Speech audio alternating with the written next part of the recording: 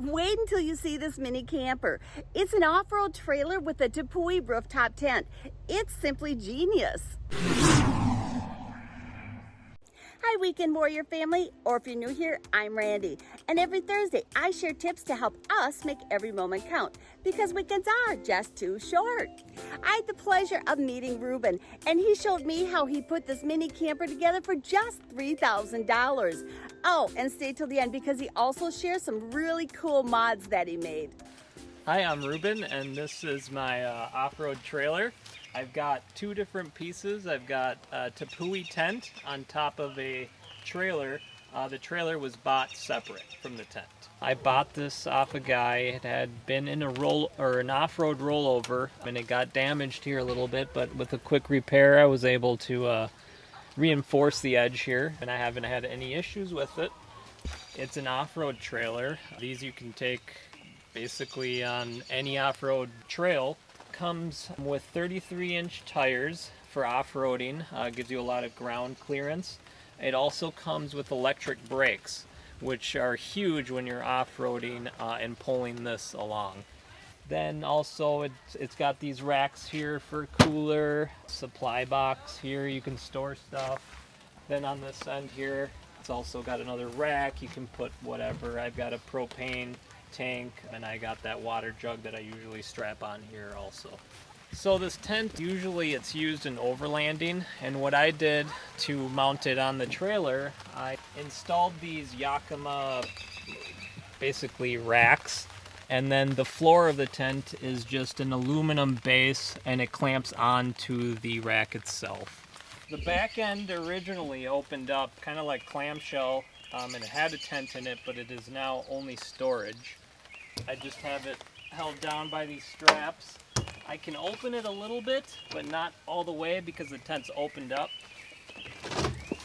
But you can open it and there's storage inside. Plenty of storage for chairs, tables, any other gear, food. So these steps, they're collapsible, and basically when you close this up, they'll flip up and you can just pack it away with the tent. They're pretty easy. They just pull out these buttons you push, and you just level the tent out, and then you just step up them and get in your tent.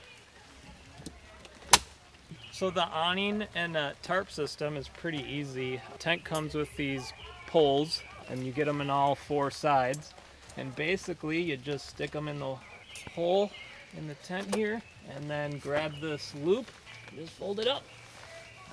And you do the same to the other side,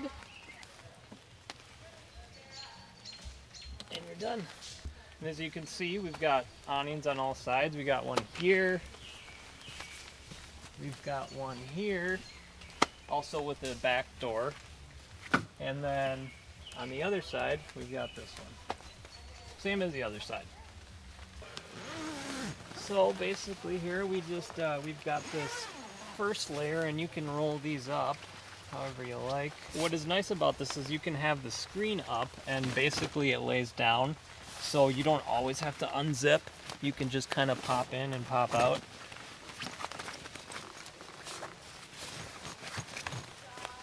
You just cinch this up here. But yeah, it comes with the mattress. This is just it's a built-in mattress. I put in this foam mattress also just for extra comfort. Let me turn the light on. Yeah, and so here it is, the inside.